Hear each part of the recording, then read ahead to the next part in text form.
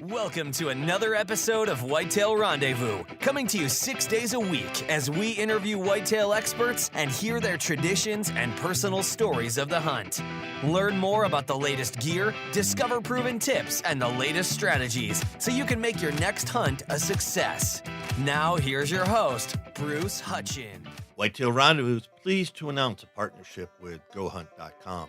Who's GoHunt.com? Well, if you're a DIY hunter, you need the information at GoHunt.com/insider. Why? Because it provides 4,200 profiles, every unit, every species, and every season. Furthermore, they give in-depth analysis, interactive maps, unit access, and seasonal trends. Draw odds are very important, and they give you the most accurate information in the business. All this is available when you go to GoHunt.com/insider. Make sure you use promo code WR when you join Insider. You'll get a $50 gift card for GoHunt.com Gear Shop. Remember, when you become a member of GoHunt.com/insider, you're going to get a $50 gift card to Go Hunt Gear Shop. What's in the gear shop? The best gear that you can buy for hunting the West. This gear's been field tested by some of the best, and they know what it can do, what it can't do. You're going to get reviews, and you're going to have a selection that is bar none right at the top of the list. Having said that, once you get your gift card, all you have to do is go to GoHunt.com and go to the first page and click on shop and go have some fun. All in all, if you're hunting out West in 2018, GoHunt.com Insider is where you need to be to get all the research information. When you use promo code WR, Whitetail Rendezvous receives a small commission from GoHunt.com. Welcome to another episode of Whitetail Rendezvous. This is Bruce Hutchin, the host and executive producer. And we're heading up to Montana today, and we're heading up to an old friend, Lindsay Persico, probably was 18 months ago or so, was one of my first 100 guests on the show, and a lot of great things have happened in this young lady's life. She is the creator of HuntFiber brand, and we'll be talking about that. Lindsay, welcome to the show. Thanks for having me again. Well, you know, in the warm-up, it went on for a while because you've done so many neat things, and I guess I just want to start off with HuntFiber and what's it doing these days, because it was just a blog, but it's more than that now.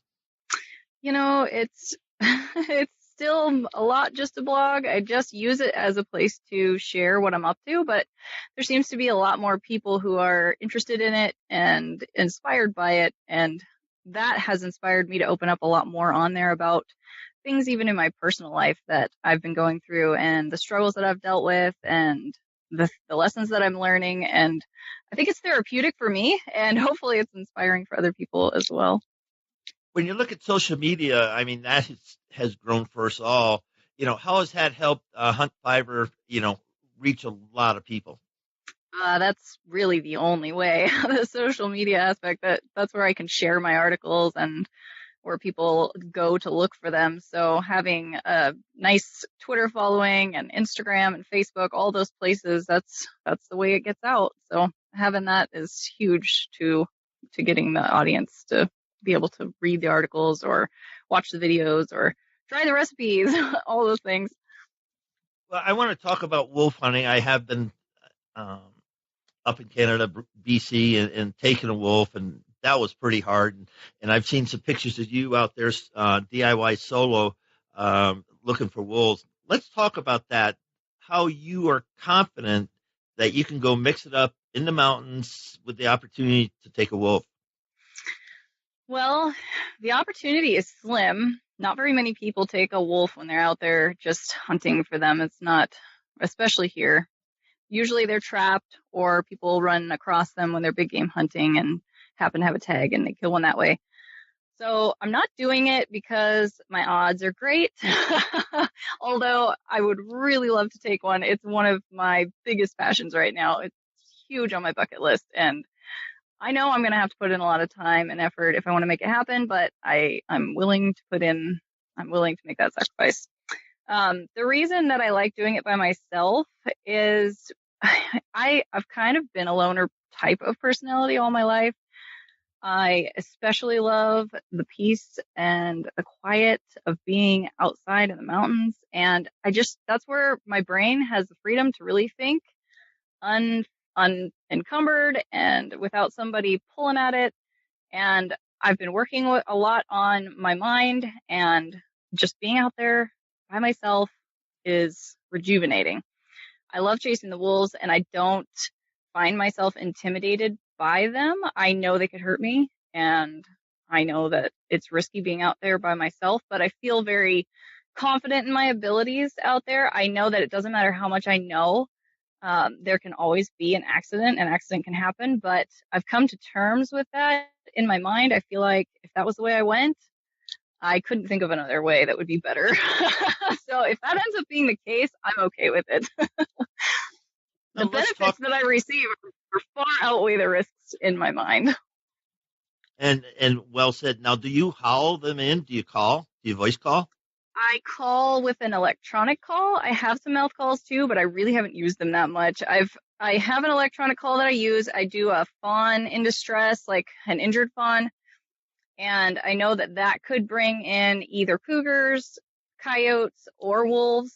And then I also I'll use that fawn in distress call for a while, and then I'll start adding in some coyote calls, because I know wolves are supposed to be very territorial, and hearing the coyotes could potentially bring one in to check it out, because they don't like to have those other dogs in their area. So those are the two I've been working with. And like I said, the success rate is really, really low, but I'm going to keep trying. Now, have you talked to any trappers that trap wolves successfully? Yes, I have. I've talked to the wolf biologists in our area, and I've talked to some wolf trapping groups in different places, and they all tell me, well, your chances aren't very good. But I feel like my chances are better if I'm out there than if I'm at home. So it's worth the try. Because they are, a lot of people have told me one of the hardest trophies to get in North America is a wolf, with a rifle or, a bow. I guess it would be astronomical. But, I've been told that. And the times I've been into wolves, the guide up in British Columbia, he voice called. No, electric calls, no reed calls. He just voice called, and he said the whole thing about what he's trying to do is challenge that wolf, that I'm the new kid in the block, and I'm going to come over and mix it up with you.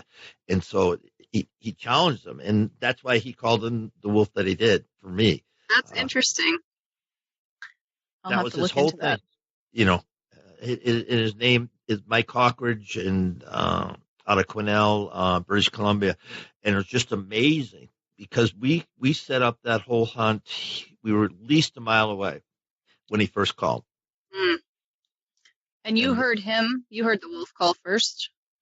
No, I heard Mike call first. He says, we're going to stop here, and if they're here, they'll come back to me. If they're in that, basically, the basin, and it says if they're in there, they'll come back to me, and game on. If they don't, then we'll go fishing or something. Interesting.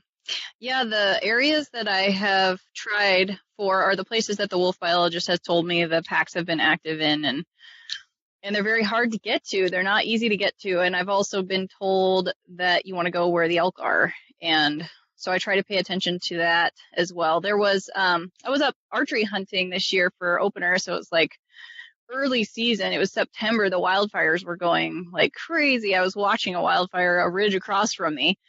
And I was not seeing a whole lot of deer sign. I saw a couple whitetails, but I couldn't get close enough to them. And I saw a nice mule deer bounded off in front of me. So I decided to call it a day, and I was hiking back to my rig, and this guy shows up right as I got back to my car. He just started to drive by, and he pulled in next to me, and he's like, guess what I shot today? I didn't know this guy. He's just a stranger, but this is like an exciting thing in Montana. He popped the trunk of this old car, and there was this wolf in the back, and he had been archery hunting for elk, and he was sitting there watching elk opening morning, and the wolves came in between him and the elk, and they were looking at the elk. They were down there looking for something to eat, and he just happened to be in the right place at the right time, and he was able to take it with his bow. It was really cool. Oh my goodness. Yeah, it was a neat story. Well, yeah, because I haven't heard too many people taking wolves, with their bows. I just Haven't done that. Haven't done that at all. Let's talk about, how smart wolves are. Why do you think you're their match? I'm pretty smart. No, I'm just kidding. Well, I feel very comfortable in the woods. I'm more comfortable in the woods than I am anywhere. And when I go out there, I'm very heavily armed for one thing. And I don't know. I'm just a confident person. I consider myself a predator. We're both predators. There's more of them than there is of me, but I know what I'm out there for, and they don't know why I'm there. And I know wolves here, at least, they do have a respect for humans. They know that they're not safe here. And I don't know. I know that I could get hurt, but I just don't care. I'm just crazy, I guess. So if a lady, called you or messaged you on social media and said, I really want to do this wolf thing, and what would you tell her? I'd say be confident in your equipment, be confident in your physical abilities, and if you're not, take somebody with you, but go for it. I mean, we only live once. We might as well fully live, you know what I mean? It's an experience that I tried it once and I'm hooked and I can't stop. There's no stopping. My husband's not totally thrilled about it, but he knows that it keeps me sane and it's really good for me. So he goes along with it. So how deep into the mountains do you go before you set up? As far as my legs can get me. This last hunt I was on, I had this goal and it was quite lofty, but I had looked on Google Earth and the area that I wanted to get to was over a literal mountain and it was snowy, but I thought I can do this. I can do this. I'm very persistent and I felt like I could do it. And I got out there. I have a big pack. I carry a big gun and I hiked probably a quarter of the way up the mountain that I wanted to hike up and pop over. And then I wanted to call down into the basin behind there. And I was about a quarter of the way up when I fell. And on the way down, I kind of cracked my jaw on my scope. But I was able to land in a way that my gun didn't hit the ground. And I got myself stopped by shoving my foot into a bush. And I thought, this is not working because it was taking me so long to make any progress. The ground was completely frozen. So if I put my foot on any ground, the rocks would just give way because there was no way to put your toe into the dirt and get your footing under you. And then the rest of it was snow, which was really slippery. So I had to regroup and I looked at my GPS and I saw that I could get around the mountain, but it was going to take me a while and I still had to go all the way up to the top. It was just on a logging road that circled its way all the way around and up to the top. So I started hiking and I probably hiked for 3 hours. And at the end of the 3 hours, I made it to the top. I was able to crest around the backside of that mountain and I got to see the view of what I was trying to get to all day. And that was the best feeling in the world. I took a picture of it and I was like, this is like my paradise because I've worked so hard to get here. And by the time I got there, I didn't have very much daylight left. I wasn't able to go all the way down into that basin where I really wanted to set up and call. But I learned a lot on the hunt and I was able to really understand the countryside that I was dealing with. And I did find a place to set up and I called for a little while and then the snow started coming in. It was headed on towards where it was going to get dark. So I packed up my stuff and I hiked back out and I just took all the lessons with me. And the next time I go back up in there, I will be a lot smarter about how I go about it. But it's a journey to get back up in there. It's a long ways. So, folks, let's just take a moment and dissect this, if you will. So, on Google Earth, interesting place. Here's a way up there, sort of, kind of. There's a little mountain in the way. I like that there's a logging road there, especially for getting out. Going in, who cares? Yes. Coming out, it's really good. Then we take a dump and put everything kind of upside down and topsy-turvy. And that's persistence. And then you said, okay, I'm going to get up there. And get up there. You saw your view. You said, I'm short, but at least I'm here. And so, ladies and gentlemen, I submit to you, that's what it takes. I was going to say sort of kind of what it takes, but that's what it takes, not only in hunting, but basically in life, because you decide where your goal is and then you go do it, no You matter chase it. what happens. Yeah, Right. you just do it. And so many people, and I hope you're listening, because so many people right now are saying, I can't do this, or it's too hard, or my wife just left me, all these type of things get thrown in our face, and we've all had them. Where nobody listening to this is immune from stuff. It's called life. Right. And sometimes it's ugly. Sometimes it hurts. Sometimes it's fantastic, and you do make it to the top of the 14, or you do get into that basin. But just take these lessons that Lindsay's sharing about hunting, and I'm going to spin, and that's a great segue, because so many people today don't understand what hunting is. They see one part of it. And tomorrow we're talking about some people I met last 2 years ago in the mountains. And the perception we have of somebody else and the perception they have of us sometimes is incorrect. Let's unpack that for a while, Lindsay. Okay. Yeah, it's true. It's really easy to see one thing, one picture, or one article and just assume that we now understand everything that there is to know about that individual. And I mean, I know because that's happened to me. I've been judged based off of a single picture or a single article. And we can't possibly come to a realistically truthful idea of who these people are or who a single individual is without knowing more of their story. Everybody has a story, and we have to remember that and show grace and mercy to these people, because we don't know where they come from, and hopefully they'll do the same for us. So as a woman, there's been enough, talk about Cecil the lion, and there's a giraffe, and there's all different things that have happened in the hunting industry that people just completely blown up on over the years. And, if you could share, has somebody blown up on you? I have had a few different instances where something I posted somehow got shared someplace where somebody who didn't like it saw it. That happens really easily. I don't know exactly how, because anytime a vegan crazy, one of those people posts on one of my friends' hunting posts and they post really aggressively about it, I block them, because I don't want negativity on my feed and I don't want it in my life. So I block it to try to prevent it from happening. And I think that is starting to catch up to me, because I don't have it happening as often as I did when I first started posting hunting things. But I have had some people make some really hurtful comments. Some things I posted some pictures about that were of me and my dad when I was young, and they were hunting pictures of him and me either at hunting camp or him and me with like one of my first deer or something like that. And some of the things that were said were very hurtful, very hateful, towards my dad even, and towards me, and towards our relationship that I highly value and I treasure.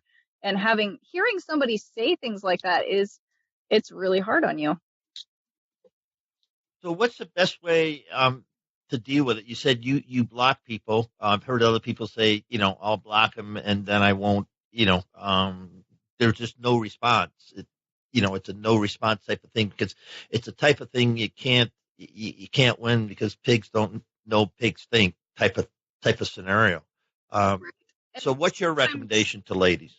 Sometimes I'm in a place mentally where I feel like I can engage with someone who posts a comment that to me seems somewhat intelligent. So it's not just a bashing of you, and you can tell that there's no view of you as a human in their mind. If I have somebody that's commenting and they're not even treating me like a human being, I'll instantly block that person, delete the comment, and move on, because that's not worth my time. But there have been occasions, a few different times, where I've been able to have intelligent conversations with some of these people. And we've come to a point where we've agreed to disagree, because we both can respect the other person's perspective, because we're both treating each other like a human.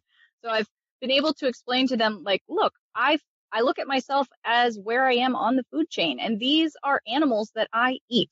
This is how I live. I am like a predator. This is what I do. And I respect the animals. I use them for food. And we've been able to have conversations back and forth where they have been respectful of me and I've been respectful of them, and we end on good terms. That's rare. but it can happen. And I don't even always have the mental capacity to want to deal with it at the time, to want to have that conversation. So most of the time I block them and I move on. But I won't say that that is an impossible thing to be able to have a good conversation with some of them. Great food for thought, because the social media carries the day. Today, and it doesn't matter what you're interested in; it's out there, and you can be on a feed or in a tribe or whatever. And land sakes, President Trump uses Twitter all the time. I mean, he certainly helped Twitter grow. Right. That's the truth. Well, but it just shows you, the ways to communicate are have changed, changed dramatically. And we live in a soundbite world, and that's why hunting, I think, is growing. Myself, both in the women's side and the men's side, is because we live in sound bites. And if you're going to put a pack on and grab your rifle or your bow and hike into the backcountry, one, you're not going to have cell service. You might have a sat phone, and you might have your Garmin and all that, but you're not going to have Wi-Fi. That's for sure. And so you get back, you get with yourself, and we were talking about that, the mental processes that you've been going through, both physically and everything else in your life. Let's talk about that importance of being able to, challenge the mountain and make the mountain your friend rather than being threatened by the mountain. I don't know if it stems from me having been out there ever since I was a child, and being surrounded by people who were taking the time to teach me how to function out there safely and enjoy myself, or if it has to do with my personality. I don't know really where it comes from, but I know that if I don't have time outside, even outside alone, I can get that specific about it. If I don't have time outside in the mountains or someplace away from people, I'll start to crave it like I would a drug. It's a part of the emotional, mental needs of physically of my body. I need that. It's something about it is healing. There's a depth to the thoughts that you can have out there that I can't reach that when I'm in my normal everyday life. It's busy. There's a lot of things you have to remember. There's a lot of people that you're trying to be there for. There's lots of roles that you have to play. And once I get out there in the mountains, all of that disappears. All of that goes away. And my mind has the freedom to go to places it can't get to otherwise. And that just creates a love for it in me that I couldn't fear it because I need it. It's a necessary part of my being. And I can't fully explain why that is, but it's just my reality. How do you share that with the other women? You just said it so well, but when ladies say, why do you hunt, or how do you get out there solo? How do you share that? I have a few friends who have told me, they're like, why do you go out there by yourself? Aren't you just scared? Aren't you terrified? I would be terrified if I went out there by myself. And I said, I don't really know how to explain it, except for the fact that, that feeling that you have when you're in town and you're going out on a walk or whatever, and you feel comfortable and you feel safe and you feel good and you're like, this is where I'm supposed to be. That's how I feel when I get out there. When I'm in town, I'm stressed, I'm worried, I'm nervous, I'm scared. When I'm running around here where there's people everywhere and there's cars and it's hectic, and then I get out there in the woods where it's quiet and it's just me and the animals, and I'm like, oh, okay, I'm at peace. That's just the way I feel about it. And I would love to be able to transfer that and help other people experience that and understand it, but it's so hard to explain. It's really hard to explain unless you've experienced it. Well said. I know over the last couple of years, HuntFiber Fitness is coming to being. Let's talk about the genesis of that and how that has really impacted your life. fitness obviously plays a big role in what you can go out and do when you're hunting. And I've always been one of those people where I don't want to be limited just because of my own laziness. I don't want my inability or my unwillingness to push myself to keep me from experiencing things that if I had just pushed myself, I would be able to do. Like, I don't want to look at a mountain ahead of me and think, oh, if I had only worked harder, I could scale that, but I can't. I just can't go there because I haven't worked that hard. And I refuse to limit myself out in the woods just because I limit myself at home. So that's been something that I just have continually worked on in my life ever since I've been, I don't know, in my teens probably. I've always been striving to get stronger, to get fitter, to be healthier. And it's become a passion of mine, and it's a passion that helps me with my other passion of hunting. So combining the two just kind of naturally happened. And when I did that, a lot of people respond to that. They find that interesting. They want to know, what they could do to help them with certain things that they're wanting to get better at when they're out hunting, or just physically, or with nutrition. And with so many people asking me questions and some time on my hands at home, I thought, I might as well try to start making this somewhat of a business, something that I can do if people are really interested in it. I'm very happy to try to share what I know. And so I just started it randomly. I just decided to do it, and it's been fun. It's been a slow journey, a slow process. I do a little bit of it, but every bit of it that I've done, I've really loved. And it's neat to see people ignite a little bit of a fire and a passion into thinking about what they could possibly do that they weren't able to do before, because they're putting time and energy into making themselves stronger and healthier. From this guy's point of view, you're helping people transform. And I've helped, a number of people. I know Wilderness Athlete helped me get ready for my sheep hunt. Jeremy Krieger, helped me get ready for my sheep hunt. And I had people come alongside and said, if you're going to really do this, you need to weigh, less than you weigh now. And, aerobically, you need to get up there. But, I was able to do it. One, I was motivated. And, I was glassing sheep from 14,000 feet. And so, that didn't happen by chance. And I guess that's the message from both Lindsay and myself.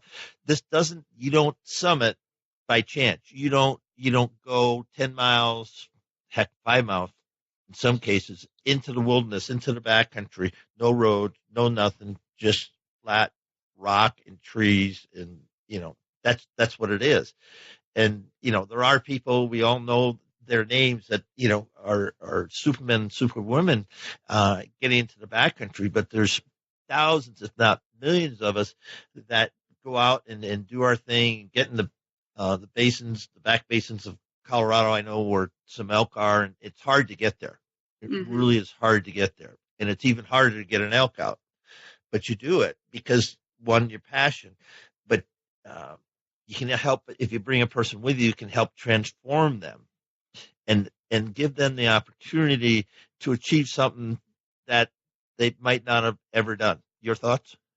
Well, you feel good about it because you worked for it. And our culture is just inundated with instant gratification, where we want what we want and we want it now, and we'll pay for it, or we'll go the cheap and easy route around to try to get to something. But when it comes to the mountains, they don't give you that. There's no cheap way around it. And if you want it, you have to work for it. And when you do work for it, you feel so good about it. It gives you confidence. It just boosts your attitude, and you really appreciate what you have and what you've earned. And it's just a blessing. It blesses you in so many different ways. Yeah, you look at that, and I would add simply, the mountains don't care. No, they don't. They flat do not care who you are, what your name is. If you're in shape or not in shape, they'll welcome you, but they really don't care. And it's what you bring to the table that makes the difference. And that's why I love being in the mountains, because it's all about what I'm bringing there, because they're going to stay there. They're not going to move. They're not going to change. Right. No, all you have is what you bring. So I want to bring my best. That's what it takes. Well, it does. But you read stories all the time. The guy that climbed Everest blind. I mean, that was no know. easy task. People, I love those stories. They're so inspiring, and they just show what we can do. I think so often we limit ourselves. We think that's too hard, or I can't do that. But you know what? You're no different. Most of us, in a lot of ways, we are no different than the person next to us. And if we want to do something, we can do it. We just have to be willing to work for it. And I believe that 100%. Now, talk to me about your diet. I know, your body fat must be 0. I know it isn't, but, what kind of diet do you have? My diet is very based off of what makes me healthy with my autoimmune disease. I have Hashimoto's thyroiditis, which is a disease where your body attacks your thyroid, and that affects your hormones a lot. It affects your energy levels. It affects your metabolism. It affects a lot of things. And I've found with my disease that my body functions a lot better. I feel a lot better, and I have a lot less inflammation if I don't eat grains. So I eat no grains, no flour from wheat or rye or bar, anything like that. And that pretty much cuts out most processed foods. And then I also don't eat processed sugars. So I have small amounts of honey or maple syrup in my diet. I use those like occasionally in my tea in the afternoon or something like that to have a little bit of sweetness. Aside from that, I pretty much eat meat and eggs. I eat like a paleo diet, but I also eat dairy because dairy does not seem to affect me. So I have milk and eggs and cheese and meat and fruits and vegetables and nuts and seeds. And that's primarily what my diet is based off of. Well, you're in great shape. Not, I shouldn't say but. That was the wrong thing. But you're in fantastic shape, and you keep working your body and toning your body, even though you have some challenges. I refuse to be limited by a diagnosis. I wrote a blog post on that. Fucking the diagnosis. It was called, I don't care. My body can have problems, and that's fine. I will work around them, and I will work with them, and I'll make them work for me. And I'm not going to be slowed down, and I'm not going to be held back just because it's a little bit harder. Everybody's got things that make their life harder. Everybody's got stuff that challenges them in maybe a way somebody else doesn't have to deal with that challenge. We all have challenges, and this is one of mine. I have multiple ones, and this is one of them, but I'm not going to let it slow me down. I'm not going to sit and whine about it and feel sorry for myself. I'm just going to find what works best for me and move on. And that's what we got to do. You can't let that stuff just hold you back and slow you down. Let's switch it up and talk about hunting a little bit. And early on, you said, last fall you saw a nice mule deer buck and you saw some whitetails. And some of the people out east in the Midwest don't realize Montana has a really good population of whitetails. Can you talk to that? Well, we do. It's been difficult for me coming here from Idaho. When I was in Idaho, I hunted whitetails in the canyons, and we lived up on the high mountain prairie.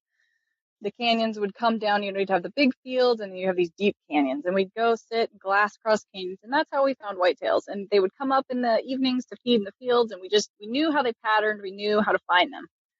I came to Montana, and I know they're here, but they are hard for me to find. I have not figured them out yet. I'm still continuing to try to do that, to figure out how to hunt them here. It's different. We've got the mountains. There's a lot more cover. The mountains and the trees are a lot thicker where I'm at. You can't do as much glassing because you just can't see through the timber as well. The fields and stuff we don't have that right here. It's river bottoms and mountains. And I see them, and I've seen them different times, maybe when it was a hunting season or someplace where I couldn't hunt, but I have yet to really hone in and figure out where my whitetail hunting spot is. Like I said, I saw some when I was archery hunting. They were bedded down in some heavy timber, and I was just creeping along, and I probably got within 25 yards of a small little buck, but a tree was between him and me, and I didn't have a shot opportunity, and he did hear me, I believe, is what happened. And he stood up and then trotted off, and I never had a shot opportunity on him, and I would have taken it because I have a hard time getting close to any whitetails. It's difficult here, but it's fun. I'm enjoying the process. I know eventually I'll get it figured out. I remember I did an article for Go Hunt. Anyway, I just remember the Milk River, and they had a big die off, but there's tons of whitetail over there, and then up in the Swan Valley. Plus, and you said it, the river bottoms. There's just hellacious number of deer in the river bottoms in Montana. People don't hunt them. Some people hunt them, but other people don't. So, it's just research, but they're great animals. Certainly great animals and, great challenge to hunt in their own right. How about elk hunting? Did you go elk hunting last year? Yes, I did actually. I went out opening morning. This past season and the season before, and I was blessed to be in the best spot. And I got my bull both years opening morning. Like, no way. Probably. I got way. Lucky. But yes, I did shoot a small bull. He wasn't a big bull. I got it on film. It's actually on my YouTube channel. I got the whole thing on video, which was really exciting for me. And I got to share that. So we got public or private land? This piece is private. We have an opportunity up there where we get to hunt a combination of private and public land that all kind of butts up together. And the part that I was on was a piece of private land. That's pretty phenomenal. And obviously you put a blog post out there, yes, about your 3 hour, 2 hour, 1 hour bull. Right. It's just not even right. But yeah, so that was really fun. It did seem to really cut my season kind of short, though. I like being able to get one right away, but at the same time, then everybody else is going out hunting, and I'm like, oh, I already filled my tag. Darn. Yeah, but you got meat, you got protein, you got not a ton of it, you got hundreds of pounds of it, though. Right. Yeah, we had a lot of meat. Well, and my husband was blessed to get a gigantic moose last year, and so we've had just an abundance of meat, and it's been a huge blessing. We've been still eating on that moose. Let's journey into that. Thanks for the segue. Husband of just a dynamic huntress. How does he support that? Oh, he's so supportive. He's my world. My husband's amazing. He has always really enjoyed elk hunting. That's pretty much his favorite thing to do. And he's really big on that every year. That's a huge, huge thing for us. We're always planning our elk hunting season, and we do that together. And we also plan our antelope hunting every year. We do that together. And the wolf hunting, the predator hunting, he's not really interested in that. It's not something that he's passionate about. He's very supportive of me, though, even though I want to do it. He'll watch the kids for me so I can go out on the weekends here and there. And he sets me up, like, if I need something hunting gear wise or gun wise, or I have a problem. Like just the other day, I was like, man, this gun it's like 15 pounds. My one rifle I take wolf hunting. And I said, it would be really handy if I had a sling that was also detachable real quickly. So I didn't have to mess with it. Like it would stay on my body, and then I could unclip the rifle or clip back on it. Literally within like a half an hour, he had my gun out and he was working on it. And he's like, how about this? What if we did this? And he just gets it set up for me. He's so supportive. I couldn't have a more supportive spouse when it comes to that. He's my hero. That's great to hear. Any suggestions to ladies who are listening to this podcast, if their husband maybe isn't, over the top or Mr. All World supporting them in hunting? Oh man, if there's a way to somehow infect them with the passion, that's going to be your best bet. Share that with them, take them out there. I don't know. I think it's so hard for a guy to watch a gal go out and hunt and not somehow want to be involved in that. I've not experienced that. So it would be hard for me. I wouldn't know what to do with that. That would be interesting. Usually it's the other way around, where the guy is the one that's wanting to go out and hunt and maybe the gal doesn't want to. That's always been the experience that I've had growing up. But nowadays I can totally see how you might find yourself in the other situation with as many women as we have getting involved in the industry and wanting to go out and hunt. That's probably an issue that some women face. Going back to your 15-pound rifle, what are you shooting? It's a DPMS mini SAS. It's a 223 AR. My husband set it up for me for my birthday one year. It was something I'd been wanting for a really long time, and he surprised me with it, and I absolutely love it. And he thinks I'm crazy to take it out there and heck around with it, but I look forward to it, and every time I take it out of the safe, my heart beats faster. I love that thing. No doubt with that weight, and I think I remember you got a tripod set up on it. I mean, that sucker's going to be rock solid to shoot as far as you want to shoot. Yes, it's a very accurate rifle. That's one of the reasons why I like taking it out there. And the distances that I could be possibly seeing a wolf at are really varied. They could be anywhere from right there at your feet to 600 yards. And I want something that I can quickly adjust one way or the other and make those changes, because I know that if a wolf comes walking in, I might not have very much time to make that decision. So I want something that I feel confident in, that's quick, that can handle the distance changes really quickly, and I'm just really confident in that gun. So let's just break this down. So you get a rifle that weighs 15 pounds, you get 30 pounds probably in your pack, you get boots, you might have hiking sticks or not, you might have some water, you go pretty darn near 100 pounds, plus or minus. It does add really quickly. I think I'm one of those crazy people that carries way more in my pack than I probably should, but I do it because there's so many things that I want to have out there, especially being alone. I feel like I end up carrying a lot more stuff just because I have to have everything that I might possibly need, all being able to take it out there by myself. So I do carry a lot, and that's part of my training. I think of that when I am training. I do go out and I do rucking with a 60-pound pack on, just to try to train for that, so that I have strong core muscles to support the pack and legs to carry it around. It's something I definitely consider when I'm training. So how much do you think on your wolf hunt you're carrying? The gun is 15 pounds, and then my pack is probably 40, 45 pounds, I would imagine. Then you get bullets. Yeah, I always have about 3 extra magazines in my pack.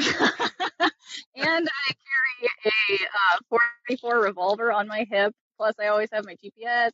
I don't know. It's probably an ungodly amount. I don't know that I really actually want to weigh it all. I might not want to know.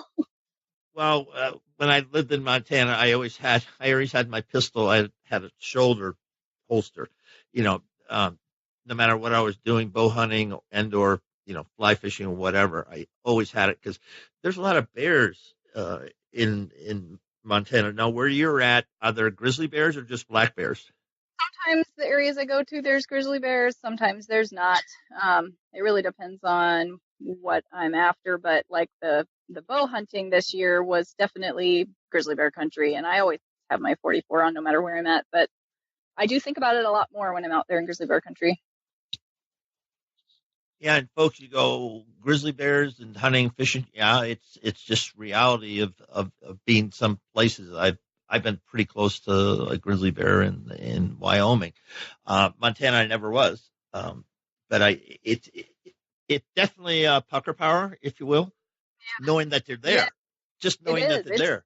It's a completely different situation when I go out alone and I know I'm in grizzly bear country. I am so much more alert. There's definitely a lot higher of a feeling of respect for my surroundings when I know that I'm in grizzly bear country, especially the last few years. It seems like we've had a lot more incidents with grizzly bear attacks on hunters.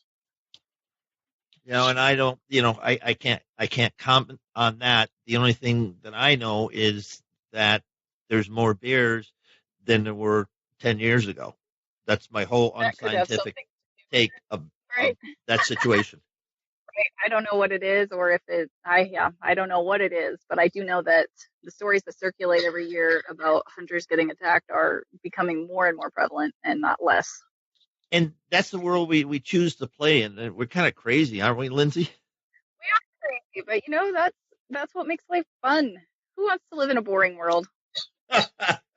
I think of some of the people that, I've just said, come on, we're just going to go up here and spend a day fly fishing, and you get a pistol, and they start looking at me. Right. Oh yeah, I get lots and it's of just, they just don't get it, because they don't they haven't been immersed. I guess that's the thing, as you've been immersed from your father. And, you've spoken about the hunting tradition. Why don't you we'll kind of end the show talking about how your dad impacted your life to, you're going to transfer to your kids. My dad really helped me to recognize the value of what's there, and it is valuable. There is no price that I could put on what he instilled in me and the joy that he instilled in me about going out in the outdoors. He would get so excited. And as a kid, like, for your dad to get really excited about something, it takes something really special.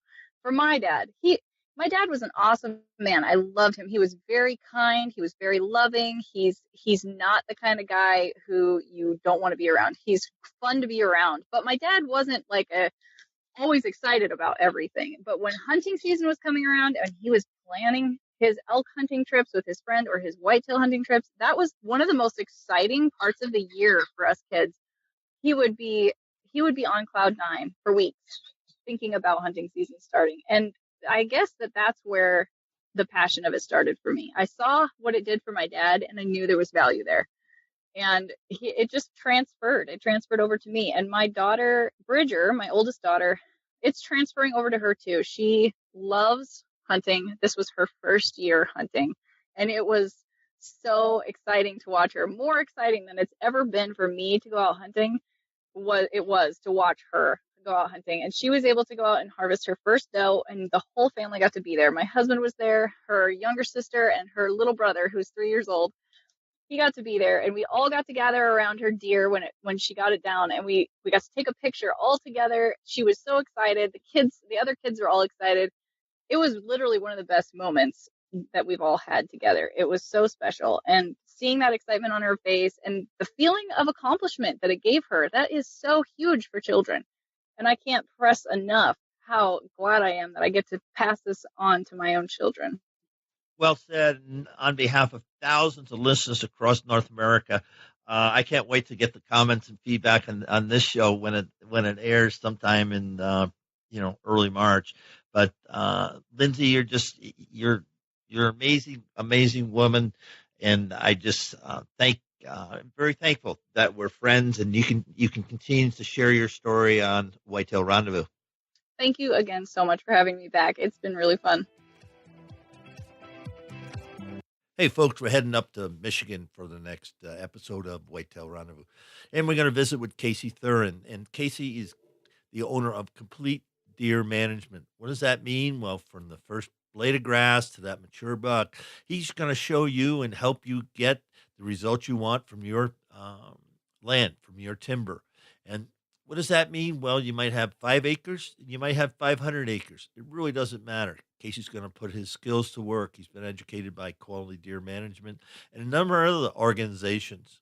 And along the way, he's written some books and some articles that if you just Google him, you're going to find that he knows what he's talking about. So enjoy the show, folks. Thanks for joining us. Be sure to tune in tomorrow for another episode of Whitetail Rendezvous, where you can listen and learn from the experts so you can be more successful on your next hunt. Until next time, listen, learn, and succeed.